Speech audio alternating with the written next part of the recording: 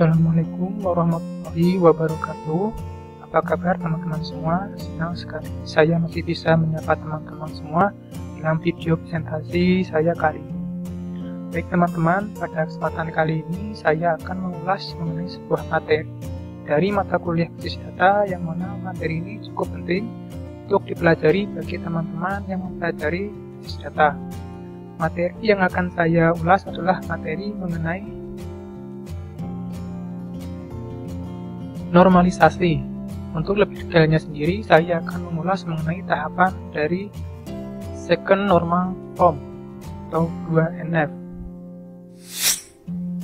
Sebelum kita masuk ke pembahasan, saya akan memperkenalkan diri saya terlebih dahulu. Perkenalkan, nama saya Alam Sanul Muslimin dengan NIM 95202411024 dari Prodi Pendidikan Teknik Informatika PTI FTUNY. Baik teman-teman, untuk topik yang akan kita ulas video ini antara lain pengertian normalisasi, di mana nanti disajikan mengenai pengertian dari normalisasi secara umum. Kemudian kita ulas mengenai efek jika kita tidak melakukan normalisasi pada basis data. Selanjutnya kita akan ulas mengenai sejarah dari normalisasi basis data. Nanti kita ulas secara singkat saja. Kemudian kita akan ulas mengenai tahapan-tahapan dari normalisasi, yang mana nanti tahapan-tahapan tersebut biasanya digunakan pada saat kita melakukan normalisasi basis data. Selanjutnya kita akan ulas lebih khusus untuk tahapan dari Second Normal Form. Pertama, kita akan ulas mengenai syarat dan fungsi dari normalisasi 2NF. Dilanjutkan dengan contoh dan kasus sederhana agar teman-teman punya gambaran mengenai normalisasi 2NF ini. Dan nanti di akhir kita tutup dengan sebuah kesimpulan dari materi yang kita ulas kali ini. Baik teman-teman, kita lanjut ke slide selanjutnya. Teman-teman, kita masuk ke bagian capaian dan tujuan pembelajaran. Untuk capaian pembelajaran sendiri, mahasiswa atau teman-teman dapat memahami dan mengerti mengenai normalisasi, khususnya pada tahap Second Normal Form ini. Selanjutnya, untuk tujuan pembelajaran video ini, mahasiswa atau teman-teman nanti dapat menerapkan teori normalisasi Second Normal Form dalam perkuliahan maupun dalam proyek kerja. Baik teman-teman, kita langsung masuk saja ke bagian pertama, yaitu mengenai pengertian normalisasi. Apa itu normalisasi? Mungkin dari sebagian teman-teman ada yang sudah tahu mengenai normalisasi. Normalisasi itu sendiri adalah proses pengelompokan atribut data yang membentuk entitas sederhana, non-redundant, fleksibel, dan mudah beradaptasi, sehingga dapat dipastikan bahwa database yang dibuat berkualitas yang baik. Jadi, pada intinya, proses normalisasi itu untuk memperbaiki ataupun membangun data dengan model data secara relasional dan secara umum, lebih tepat dikoneksikan dengan data model logikal. Mungkin dari teman-teman bertanya, apa tujuan kita untuk melakukan normalisasi? Tujuan yang pertama, untuk menghilangkan dan mengurangi redundansi data, dan yang kedua, untuk memastikan dependensi data atau data berada pada tabel yang tepat. Kemudian teman-teman juga bertanya, bagaimana jika kita tidak melakukan normalisasi? Baik, kita akan lanjut ke slide selanjutnya.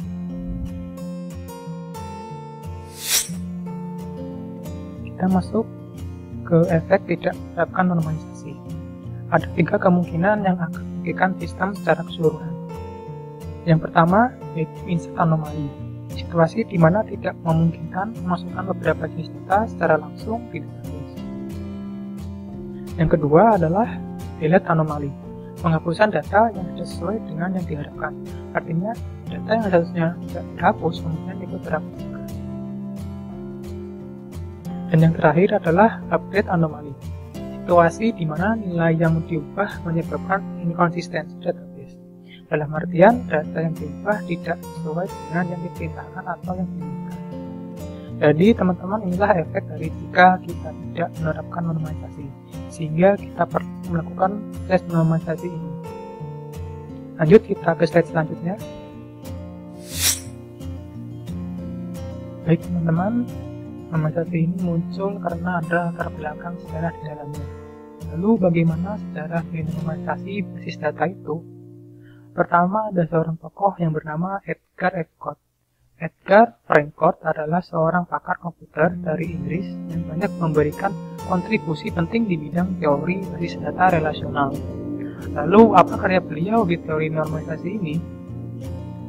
Beliau ini adalah penemu model relasi yang memperkenalkan konsep normalisasi first normal form 1NF pada tahun 1970 serta menetapkan konsep normalisasi second normal form 2NF dan third normal form 3NF pada tahun 1971. Baik, kita lanjut ke slide selanjutnya.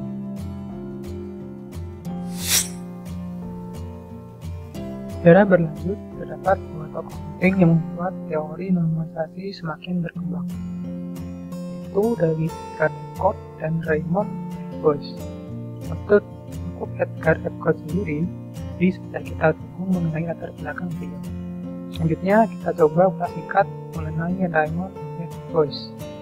Raymond Boyce ini adalah seorang ilmuwan komputer Amerika yang dikenal karena penelitiannya dalam database relasional. Nah, mereka ini menemukan sebuah konsep normalisasi yang bernama Boyce Code Normal Form atau BCNF pada tahun 1974, sehingga teori normalisasi ini semakin kompleks. Selanjutnya, ada Ronald Fagin. Ronald Fagin ini adalah seorang matematikawan Amerika dan seorang ilmuwan komputer. Penemuan beliau di normalisasi basis data ini pada tahun 1977, Ronald Fagin menemukan sebuah konsep fourth normal form atau 4NF. Kemudian pada tahun 1979, beliau ini menetapkan sebuah konsep yaitu fifth normal form atau 5NF. Dan pada tahun 1981, Ronald Fagin memperkenalkan sebuah konsep yaitu domain K normal form atau DKNF. Jadi beliau ini cukup banyak memberikan teori-teorinya di normalisasi basis data ini.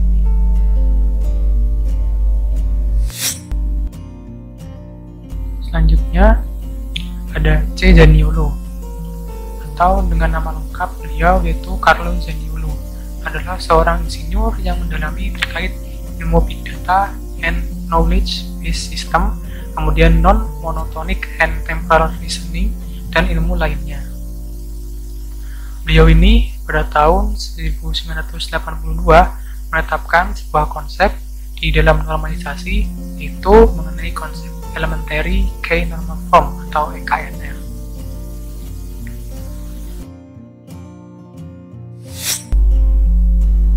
Dan yang terakhir ada Zdeněk Bogdanov dan Nikos Lorentzos. Christopher Zdeněk, seorang penulis independen, dosen, peneliti, dan konsultan dengan spesialis teori database relasional. Kemudian Bob Darwin adalah seorang ilmuwan komputer yang merupakan karyawan IBM Inggris dari tahun 1967 hingga 2004 dan telah terlibat dalam pengembangan model relasional. Dan yang terakhir ada Nikos Lorentzos, seorang profesor informatika dari Yunani. Dia adalah spesialis di Relational Model of Management Database. Ketiganya ini pada tahun 2002, Zdeněk, Bob Darwin, dan Nikos Lorentzos menetapkan sebuah konsep di normalisasi, yaitu konsep mengenai normal form atau 6NF. Dan itu teman-teman secara singkat dari perkembangan normalisasi basis data. Selanjutnya kita masuk ke tahap normalisasi basis data.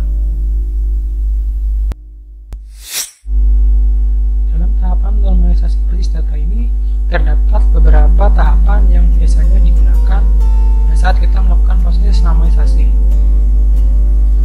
Antara lain, yang pertama ada normal form, yaitu data yang direkam dan dimasukkan secara mentah dalam suatu tabel. Pada bentuk ini sangat mungkin terjadi konsistensi dan anomali data. Yang kedua ada first normal form 1NF, yaitu entitas yang atributnya memiliki tidak lebih dari satu nilai untuk contoh tunggal entitas tersebut. Kemudian yang ketiga ada second normal form atau 2NF, entitas yang atribut non-primary key-nya hanya tergantung pada full primary key-nya. Dan yang keempat ada third normal form atau 3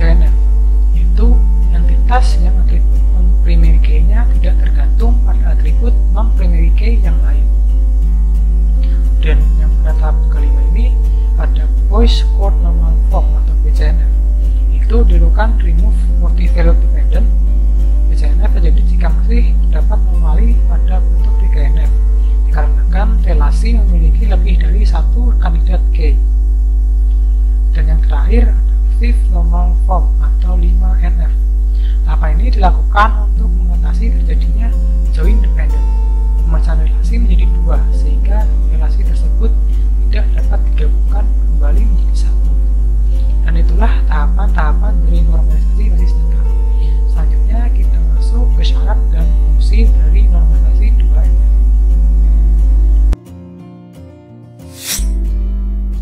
Seperti pada proses pada umumnya, diperlukan sebuah persyaratan di dalamnya agar menghasilkan hasil yang baik.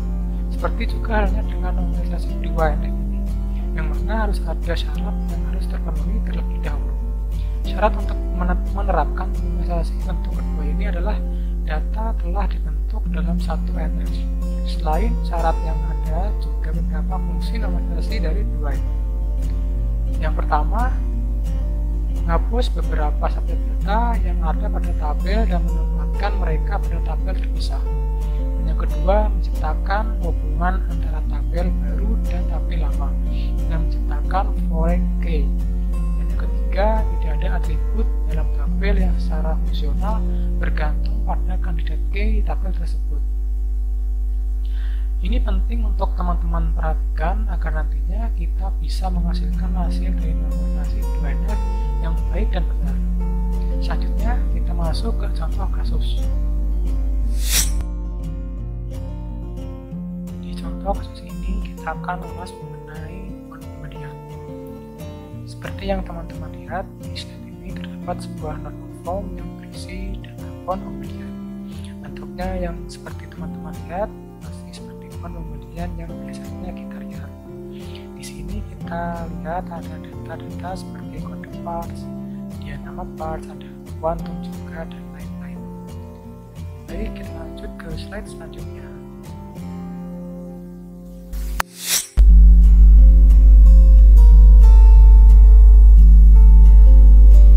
Pada slide ini kita masuk ke proses bersama form atau 1NF.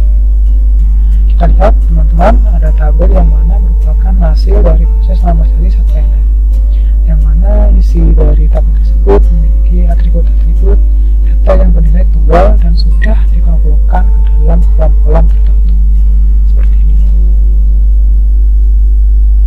Oke, kita lanjut ke langkah berikutnya.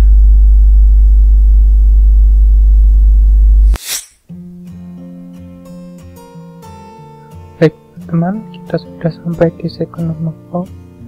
Dalam proses ini kita akan membentuk sebuah tabel-tabel baru yang nanti data-data tersebut akan mewakili data-data yang ada di tabel lama dan akan menciptakan sebuah relasi antara tabel sehingga akan menciptakan sebuah primary key dan foreign key. Pada tabel pertama ini berisikan data terkait nomor polisi, warna, merek, dan tahun dengan primary key tabel yaitu nomor polisi.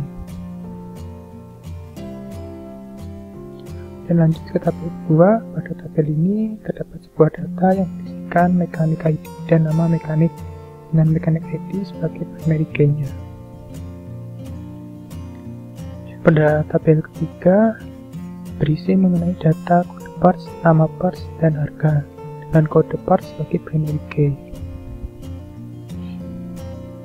Dari ketiga tabel tersebut akan menghasilkan sebuah relasi antar tabel. Seperti yang kita lihat, tabel pertama berelasi dengan tabel yang lama tadi, dan data-data di tabel pertama bisa diakses melalui primary key di tabel pertama, yaitu melalui kolom nomor polisi.